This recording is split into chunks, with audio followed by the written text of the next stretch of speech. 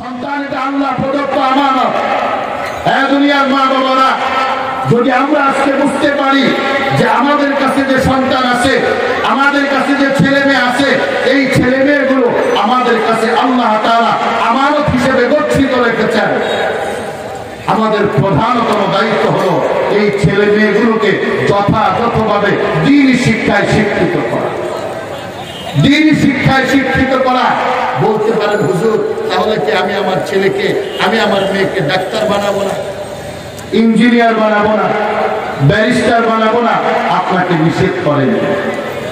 ইসলাম আপনাকে বলে যে আপনি আপনার সন্তানকে যা ইচ্ছা তা বানান, ইঞ্জিনিয়ার বানান, ব্যারিস্টার বানান, আপনি ডাক্তার বানান, যা ইচ্ছা আপনি তা বানান।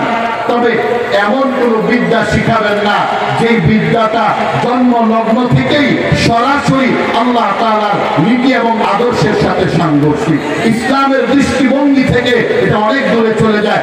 এমন কোন শিক্ষায় শিক্ষিত করা যাবে। আজকে এমন বাবা মা আসেনি, বাড়িতে মেহমান গেলে বলে, জানেন আমার এই ছোট্ট মেয়েটা সুন্দর নাচতে পারে। আসেনি? হ্যাঁ, স্কুলের অনুষ্ঠানে সন্তান গানের তালে তালে নাচে, বাবা আর মা ফেসবুকে পোস্ট করে আজকের স্কুলের অনুষ্ঠানে আমার ছেলেটা, আমার মেয়েটা এরকম সুন্দর পারফরমেন্স করেছে। আছে না নাই? বলেন না আছে না নাই? বলেন না আছে না নাই? আহারে, ওই মা বাবার প্রতি আল্লাহ তাআলার পক্ষ থেকে লানত চলে আসবে, অভিশাপ চলে আসবে।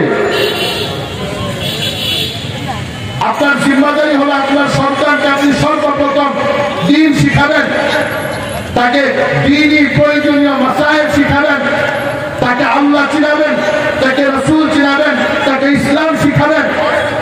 যখন সে তার প্রয়োজনীয় দ্বীন শিখবে, তার চলার মতো যখন তার ভান্ডার হয়ে যাবে, তার চলার মতো যখন তার ইলম অর্জন হবে, তারপরে আপনি চাইলে তাকে যে কোনো শিক্ষায় শিক্ষিত করতে পারেন। ইসলাম আপনাকে নিষেধ করে না, ইসলাম আপনাকে বারণ করে না।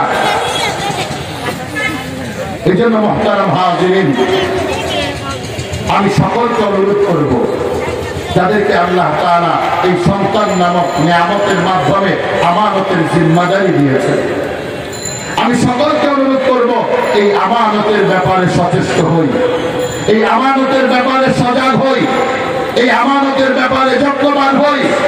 আপনারা জানেন না, আজকের বাংলাদেশের মানুষের সংখ্যা হলো 20 কোটি। এই 20 কোটি মানুষের মধ্যে 7 কোটি হলো যুবক আর যুবতী। 7 কোটি কি যুবক আর যুবতী। আজকের সকল রাজনৈতিক দলের মূল টার্গেট হলো এই যুবক আর যুবতী। এই যুবকদের যৌবনকে ধ্বংস করে দেওয়া, এই যুবকদের যৌবন নিয়ে ছিনিমিনি খেলা, এই যুবকদেরকে খারাপ পথে পরিচালিত করা।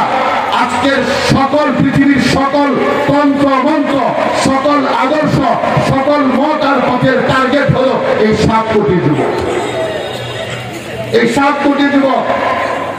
আপনি জানেন না, আপনার সন্তানকে নষ্ট করার জন্য, তার নীতি নৈতিকতাকে ধ্বংস করে দেওয়ার জন্য হাজারো প্রোগ্রাম চলছে, হাজারো আয়োজন চলছে।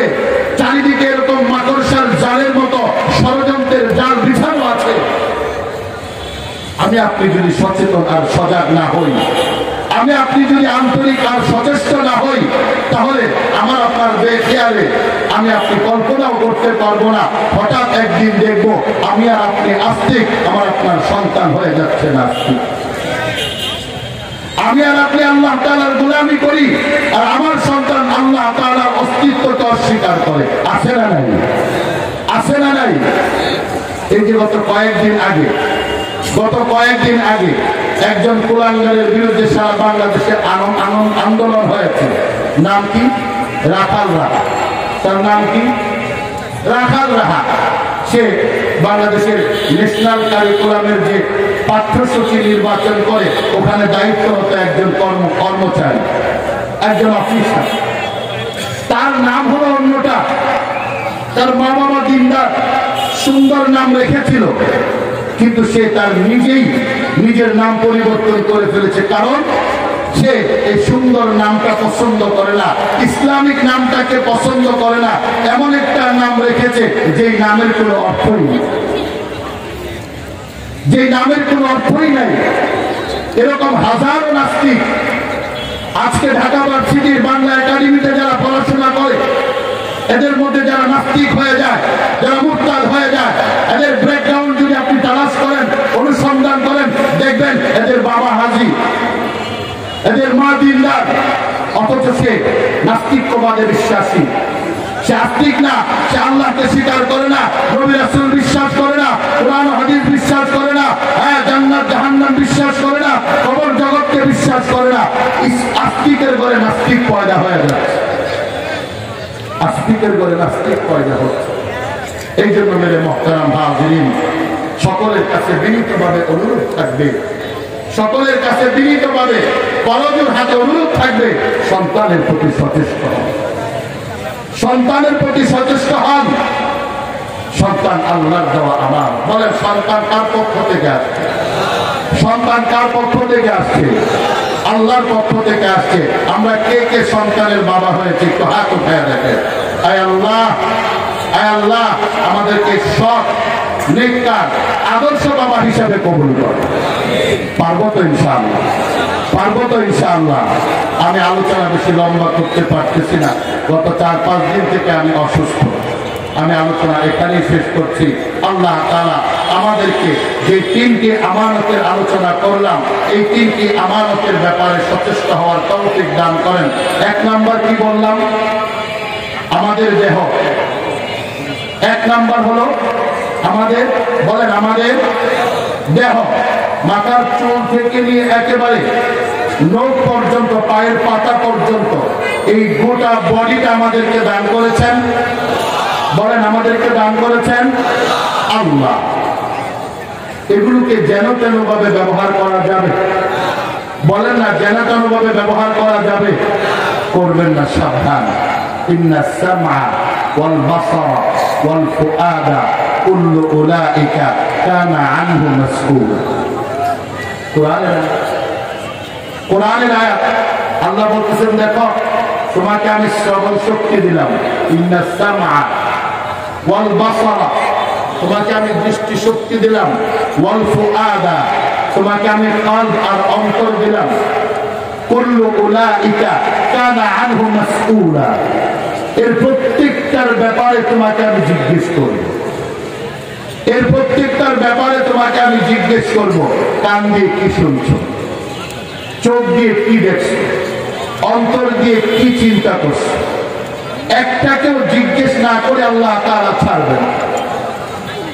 একটাকেও জিজ্ঞেস না করে আল্লাহ তাআলা ছাড়বে না। আল্লাহ জিজ্ঞেস করবে, আলাম নাজআল লাহু আইনাইন, বান্দারে তোকে কি আমি চোখ দেই নাই? আলাম নাজআল লাহু আইনাইন, আমি কি তোকে 2টা চোখ দেই নাই? ওয়া লিসানা ওয়া শাফাতাইন, তোকে কি আমি বাক শক্তি দেই নাই, 2টা সুর দেই নাই? আল্লাহ জিজ্ঞেস করবেন, আলাম নাজআল লাহু আইনাইন ওয়া লিসানা ওয়া শাফাতাইন, এগুলোকে আমি তোকে দেই নাই? সবই তো দিলাম, নাফরমানি কেন করলি? আমার হুকুম অমান্য কেন করলি? এই জন্য মেরে ভাই ও দোস্ত বুজুর্গ, আমাদের প্রথম আমানত হলো আমাদের এই বডি, আমাদের এই স্ট্রাকচার, আমাদের এই দেহ, আমাদের এই অবয়ব, আমাদের এই আকৃতি, এর কোনো কিছুকে আমরা বিপথে ব্যবহার করব না, খারাপ পথে ব্যবহার করব না। পারবো তো ইনশাআল্লাহ? 2 নাম্বার বললাম অর্থ, টাকা পয়সা, কম থাক বেশি থাক, যাই আছে এগুলো কে দিয়েছেন? বলেন না, কে দিয়েছেন? কে দিয়েছেন? যদি যোগ্যতার বলে, মেধার বলে কোটিপতি হওয়া যাইতো, তাহলে ক্লাসের সকল ফার্স্ট বয়রা কোটিপতি হইত। হ্যাঁ, কিন্তু এমন ইতিহাস আসেনি। ক্লাসের সকল লাস্টে যে থাকে, লাস্টের বেঞ্চে যে বসে, ওই মানুষটা কোটি টাকার মালিক, আর ফার্স্ট বয় দিন মজুর, খেটে খাওয়া মানুষ, দিনে আনে দিনে খায়। আছে না নাই? অনেক শক্তিশালী মানুষ, পারওয়ান, কিন্তু মাসে 10,000 টাকা ইনকাম করে। কিন্তু এমন মানুষ আছে, সোজা হেঁটে যেতে পারে না, কোমরের মধ্যে জোর নাই, কিন্তু ব্যাংকের মধ্যে কোটি কোটি টাকা তার অ্যাকাউন্টে আছে। আছে না নাই? আছে না নাই? বোঝা গেল, শক্তি থাকলে অর্থের মালিক হওয়া শক্তি থাকলে অর্থের মালিক হওয়া। বহু বুদ্ধিজীবী আছে গ্রামগঞ্জের 40 করে 24 ঘন্টা বসে বসে সময় নষ্ট করে, কিন্তু বুদ্ধি আছে, আছে না নাই? চা খাওয়ার পরে বিল দেওয়ার আগে তালাশ করে কেউ আসছে কিনা, যার উপর দিয়ে আমার বিলটা চাপায় দেব, আছে না নাই? ওই যে বুদ্ধিমতী হওয়ার পরেও, বুদ্ধিমান হওয়ার পরেও চায়ের বিল দিতে পারে না, টাকা নাই পকেটে, কিন্তু নির্বোধ, বুঝে না, দাম বাম বুঝে না, ঠিক মতো কাপড় করতে পারে না, সহজ সরল মানুষ, কোটি কোটি টাকার মালিক। কর্মচারীরা বলে আল্লাহ আর মানুষ পাইছে না, হেরে বানাইছে কোটি টাকার মালিক, আছে না? কি বোঝা যায়? মেধার বলে, শক্তি বলে, বুদ্ধির বলে অর্থের মালিক হওয়া যায় না। অর্থের মালিক কে বানায়? বলেন না, কে বানায়? যে আল্লাহ আমাকে আপনাকে অর্থের মালিক বানিয়েছেন। এই অর্থ আল্লাহ প্রদত্ত, আমার কাছে আপনার কাছে আমানত। এই অর্থকে যথাযথভাবে যদি ব্যয় করি তাহলে আমানতের হেফাজত হবে। আর এই অর্থ দিয়ে যদি নাফরমানি করি, এই অর্থ দিয়ে যদি নাফরমানি করি তাহলে এই আমানতের খিয়ানত হবে, আমানতের খিয়ানত হবে। আল্লাহ তাআলা আমাদেরকে বোঝার তৌফিক দান করেন। আমার 3 নাম্বার পয়েন্ট এবং সবচেয়ে আজকের জন্য গুরুত্বপূর্ণ পয়েন্ট, সন্তান। সন্তান, ছেলে হোক মেয়ে হোক, এগুলো আল্লাহর দেয়া আমার কাছে আপনার কাছে অসামান্য আমানত, মহামূল্যবান আমানত। এই সন্তান আমার কাছে আল্লাহ তাআলা, আপনার কাছে আল্লাহ তাআলা আমানত হিসেবে গচ্ছিত রেখেছেন। এখন আমি আপনি যদি সন্তান পাওয়ার পরে ভুলে যাই আল্লাহকে, সন্তান পাওয়ার পরে ভুলে যাই আল্লাহকে, সন্তান পাইছি এখন মাজারে দৌড়ায়, কি ভাই দৌড়াওকে? তো বাবার দরবারে গিয়ে বলছিলাম সন্তান হয় না, কিন্তু এখন তো সন্তান হয়ে গেছে, গরু একটা নিয়ে যাচ্ছে, গরু একটা নিয়ে যাচ্ছে। আরে বাবা যদি আপনাকে সন্তান দিতে পারত তাহলে দুনিয়ার মধ্যে কোনো মানুষ নিঃসন্তান থাকতো? বাবা তো দুনিয়াতে জিন্দা, বাবা দুনিয়াতে জিন্দা না, তাহলে দুনিয়ার সকল নিঃসন্তান তার কাছে গিয়ে সন্তানের পিতামাতা হয়ে যেত। দুনিয়ার সকল মানুষ যেহেতু সন্তানের পিতামাতা হয় না, বোঝা গেল আপনি যেই বাবার কাছে দৌড়াইতেছেন ওই বাবার সন্তান দেওয়ার কোনো ক্ষমতা নাই। সন্তান দেওয়ার একমাত্র ক্ষমতা, কেবলমাত্র ক্ষমতা, শুধুমাত্র ক্ষমতা কার? আল্লাহ।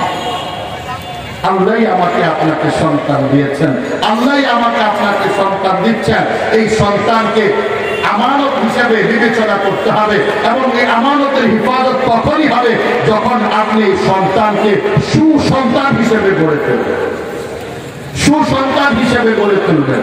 আপনি তাকে জাগতিক শিক্ষায় শিক্ষিত করবেন, কোনো আক্ষেপ নাই, কোনো নিষেধ নাই, কিন্তু জাগতিক শিক্ষায় শিক্ষিত করার আগ মুহূর্তে তাকে আপনি ন্যূনতম দিন শিক্ষায় শিক্ষিত করেন, তাকে আপনি ন্যূনতম দিন শিক্ষায় শিক্ষিত করেন।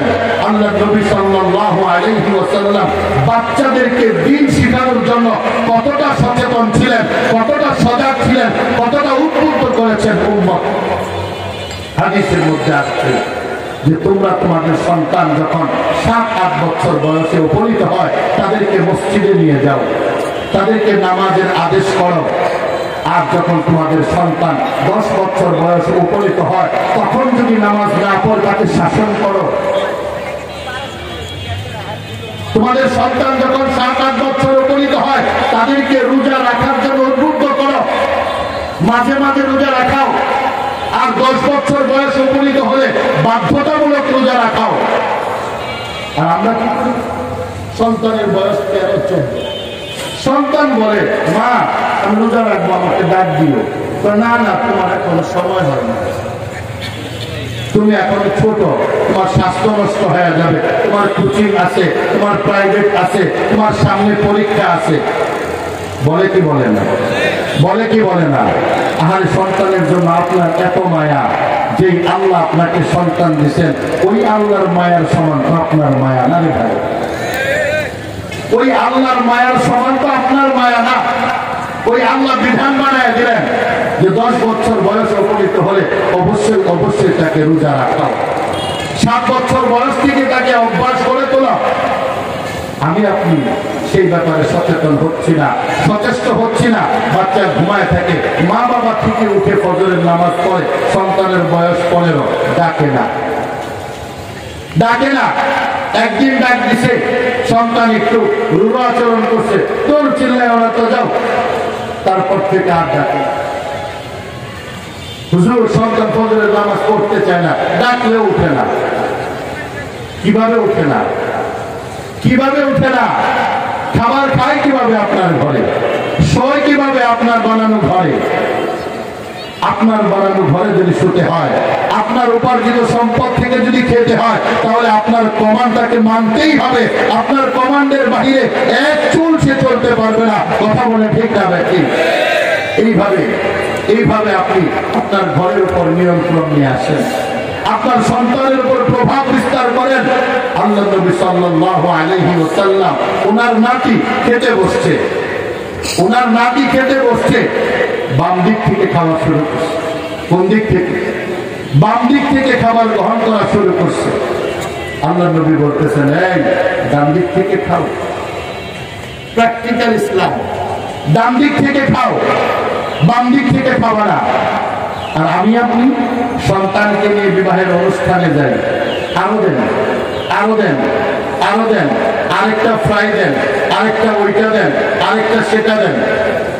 সব নেওয়ার পরে অর্ধেক প্লেট খেতে পারে না, তারপরে বলে না খেতে পারলে রেখে দাও। কথা কয় না। সন্তানকে মা বাবা বলে খেতে না পারলে রেখে দাও। কেন? যখন সে দিচ্ছিল, যখন তাকে দেয়া হচ্ছিল, আপনার চোখ কি বন্ধ ছিল? আপনি প্রতিদিন আপনার বাচ্চাকে খাবার খাওয়ান, 3 বেলা আপনার সামনে খায়, আপনি বুঝেন না আপনার সন্তান কতটুকু খেতে পারবে? আপনি তো বুঝেন আপনার সন্তান কতটুকু খেতে পারবে। আপনি তো তখনই সচেতন হওয়ার দরকার ছিল যে না না, তাকে আর দিবেন না, এতটুকুই চলবে। আর যখন নিয়েই ফেললো, তখন বাচ্চাকে বোঝান, বাবারে অপচয় করবো না, অপচয়কারীকে আল্লাহ তাআলা পছন্দ করে না, অপচয়কারী শয়তানের ভাই, যেহেতু দিয়ে ফেলছে একটু কষ্ট করে খেয়ে ফেল। এটাই না আপনার পক্ষ থেকে শিক্ষা হওয়ার কথা। কিন্তু আমি আপনি শেখাচ্ছি তাকে অপচয় করতে উদ্বুদ্ধ করছে। ঘরে অপচয় করে, ঘরেও সুন্দর করে খায় না, যেভাবে ইচ্ছা সেভাবে খায়, দাঁড়িয়ে খায়, হেঁটে হেঁটে খায়, মা বাবা কিছু বলে না। বলে মুহতারাম হাজিরিন, আসেন আমরা সন্তানের ব্যাপারে সজাগ হই, আমরা সন্তানের ব্যাপারে সচেষ্ট হই, আমরা সন্তানের ব্যাপারে আন্তরিক হই। আল্লাহ তাআলা আমাদেরকে এত সুন্দর একটা নিয়ামত দান করেছেন। এই সন্তানদেরকে যদি আমরা সুন্দরভাবে লালিত পালিত করি, যথাযথভাবে লালন পালন করি, আমরা দুনিয়াতে থাকবো না, আমরা দুনিয়াতে থাকবো না, দুনিয়া থেকে চলে যাব। এই সন্তানগুলো আমাদের কবরের মধ্যে নেক আমলের পাইপ বানায় দিবে। সুবহানাল্লাহ। আল্লাহ নবী হাদিসের মধ্যে ইরশাদ করেন, ইদা মাতাল ইনসান ইনকাতা আমালুহু ইল্লা মিন সালাত। আল্লাহ নবী বলেন, যখন মানুষ মারা যায়, ওই মানুষটা মারা যাওয়ার সাথে সাথে তার আমলের যে ধারাবাহিকতা এটা বিচ্ছিন্ন হয়ে যায়, তার আমলের যে সংযোগ এটা বিচ্ছিন্ন হয়ে যায়। কিন্তু 3টা আমলের ধারাবাহিকতা চলমান থাকে। 1 নাম্বার সাদাকাতুন জারিয়া, সাদকায়ে জারিয়া। 2 নাম্বার ইলমুন ইউনতাফাউ বি, উপকারী বিদ্যা। 3 নাম্বার ওয়ালাদুন সালিহুন ইয়াদউনা, নেক সন্তান, যেই সন্তান মা বাবার অনুপস্থিতিতে মা বাবার জন্য দোয়া করে। আপনি দুনিয়াতে থাকবেন না, আপনার সন্তান যখন আল্লাহর সামনে হাত তুলে বলবে রব্বির হামহুমা কামা রাব্বায়ানি সাগীরা, রব্বির হামহুমা কামা রাব্বায়ানি সাগীরা, আই মাওলা, আমার মা বাবা আমি যখন ছোট ছিলাম, আমি যখন শিশু ছিলাম, আমার যখন শৈশব চলছিল, আমি যখন কিশোর ছিলাম, আমার যখন কৈশোর চলছিল, ওই সময় আমার মা বাবা যেভাবে আদর আর যত্নের চাদর দিয়ে আমাকে আবৃত করে রেখেছিল, মাওলা গো, আমার মা দুনিয়া থেকে চলে গেছে, আমার বাবা দুনিয়া থেকে চলে গেছে, আয় আল্লাহ তুমিও ঠিক ওই রকম ভাবে আমার মা বাবাকে আদরের চাদর দিয়ে, মহাব্বতের চাদর দিয়ে ঢেকে দাও। সন্তান যখন এই দোয়া করবে, আল্লাহ তাআলা ওই মা বাবার কবরটাকে জান্নাতের বাগান বানায়, জান্নাতের বাগান বানায় দেয়। কিন্তু আমরা সন্তানকে এমন ভাবে গড়ে তুলতেছি, কবরে যাওয়ার আগেই তো সন্তান বলতে পারে না, কবরে যাওয়ার আগেই সন্তান কিছু বলতে পারে না। জানাজার সময় দাঁড়ায় মানুষের সামনে দুইটা কথা বলবে যে আমার আব্বা মারা গেছে, আপনারা সবাই আমার আব্বাকে মাফ করে দিয়ে, এই কথাটা বলতে পারে। আমার মা দুনিয়া থেকে চলে গেছে, আমার মাকে আপনারা মাফ করে দিবেন, এই একটা লাইনের বাক্য বলতে পারে না। জানাজার নামাজে দাঁড়াইছে, দাঁড়ায় বোবার মতো দাঁড়ায় রয়েছে, শুরু থেকে নিয়ে শেষ পর্যন্ত ইমাম সাহেব থেকে দুরূদ করছে, ইমাম সাহেব দোয়া করছে, ইমাম সাহেব সবকিছু করছে, কিন্তু নিজের সন্তান বুবার মতো দাঁড়ায় রয়েছে, শুধু আল্লাহু আকবার গুলা শুনছে আর ইমাম সাহেবের অনুসরণ আর অনুকরণ করছে, মাঝখানের সবকিছু শূন্যস্থান, dot dot dot dot dot, কিছুই পড়ে নাই। এমন আছে না নাই? কি করলেন ও বাবা, কি করলেন? রাত 12টা পর্যন্ত ননস্টপ ডিউটি করলেন, 12টার পরেও কখনো কখনো কাজ করে গিয়েছেন, নির্দিষ্ট টাইমের পরে ওভারটাইম চালাইছেন, 10,000 টাকা বেতন ছিল, আরো 5,000 টাকা উপরি কামাই করছেন, সবকিছু করলেন এই সন্তানের জন্য সুখের ঠিকানা বানাবেন, এই সন্তানকে সুখে আর স্বাচ্ছন্দ্যে রেখে যাবেন। আপনি যখন চলে গেলেন, এই সন্তান আপনার কাছে আর কোনো কিছু পাঠাইতে পারে না, আপনার জন্য আল্লাহর কাছে একটু দোয়াও করতে পারে না। আমি আশ্চর্য হয়ে যাই, এরকম বহু ঘটনা আমার সামনে আছে, এই মাধবীর মধ্যে আছে। একদিক থেকে বাবা মারা যায়, আরেক দিক থেকে সন্তান সম্পদ নিয়ে কামড়া কামড়ি লাগে। কথা বলেন, একদিকে বাবা মারা যায়, আরেক দিক থেকে সন্তানরা বাবার সম্পদ নিয়ে কামড়া কামড়ি শুরু করে এবং বাবার সমালোচনা করে, বাবার সমালোচনা করে। বাবা 1 কোটি টাকা রেখে গেছে, তো বাবা যে কি করলো, আমার চাচা 5 কোটি টাকার মালিক, আমার আব্বা একটা ব্যাগ করা ছিল, মাত্র 1 কোটি টাকা মালিক। বলে কি বলে না? বলে কি বলে না? আরে বলেন, বলে কি বলে না? আল্লাহ নবী বলে এটা কিয়ামতের আলামত রে, এটা কিয়ামতের আলামত। আমি অসুস্থ, ভালোভাবে বলতে পারতেছি না, এটা কিয়ামতের আলামত। পরবর্তী প্রজন্ম পূর্ববর্তী প্রজন্মের সমালোচনা করা, এটা কিয়ামতের আলামত। সন্তান যদি বাবার সমালোচনা করে, নাতি যদি দাদার সমালোচনা করে, বুঝবা কিয়ামত আর বেশি দূরে নাই, কিয়ামত আইসা পড়ছে। আজকের দুনিয়ার সন্তানরা বাবার বানানো ঘরে বসা, বাবার বানানো খাটে বসা বাবার সমালোচনা করে। কথা বলে ঠিক না ঠিক? জিজ্ঞেস করেন বয়স কত তোর? বলে 40। কয় লাখ কামাইছস? 1 লাখও না। তোর বাবার কয়টা বাড়ি? 2টা বাড়ি। কত টাকা? 1 কোটি। কত বছর বয়সে বাড়িগুলো কিনছিল? 40 বছর বয়সে। তোর বাবার সংসারে মানুষ কতজন ছিল? তোর সব মিলায় 15 জন। তোর সংসারে মানুষ কত? সব মিলায় 5 জন। এবার রেজাল্ট বের করেন। বাবার বয়স 40, সন্তানের বয়স 40। বাবার সংসারে ছিল 15 জন, সন্তানের সংসারে হলো 5 জন। বাবা 40 বছর বয়সে 2টা বাড়ি করছে, আর সন্তান 40 বছর বয়সে ঘোড়া রান্না পারছে। বাবার ঘরে বসে বাবার সমালোচনা করে, বেকুব কোথাকার, তোর বাবা 2টা বাড়ি বানাইছে 40 বছর বয়সে, তুই যদি 5টা বানাইতে পারতি তাহলে সেটি বাবার সমালোচনা করতি। তোর বাবার ঘরে ছিল 15 জন, তুই যদি 25 জন বানাতে পারতি তাহলে সেটি বাবার সমালোচনা করতি। বাবার ঘরে আর বাবার খাটে বসা বাবার সমালোচনা করা, তোমার মতো অপূর্ব সন্তান, তোমার মতো নিমুখ খারাপ সন্তান জমিনের উপরে আর একটাও হতে পারে না। চিল্লায় বলে ঠিক না? খারাপ লাগতেছে আমার কথা? লাগবেই খারাপ, লাগবেই খারাপ। আজকের সন্তান বাস্তবতা সন্তান বন্ধুকে যতটা মূল্যায়ন করে বাবাকে ততটা মূল্যায়ন করে না। কথা বলেন ঠিক কিনা? বড় দুঃখ হয়, আফসোস হয়। এক পাশে বাবা, আরেক পাশে বন্ধু। বাবা বলে রাত 10টার পরে বাহিরে থাকবি না, বন্ধু বলে 10টার পরে বারবিকিউ পার্টি দেব। বাবা বলে 10টার পরে বাহিরে থাকবে না, আর বন্ধু বলে 10টার পরে বারবিকিউ পার্টি দিব। সন্তান বাবার কথাটাকে অগ্রাহ্য করে, বাবার কথাটাকে অমান্য করে, আর বন্ধুর কথাটাকে মেনে নেয়। রাত 10টার পরে ঠিকই সে যে কোনো মূল্যে যে কোনো উপায়ে ওই বারবিকিউ পার্টির মধ্যে অংশগ্রহণ করে। কথা বলেন ঠিক না?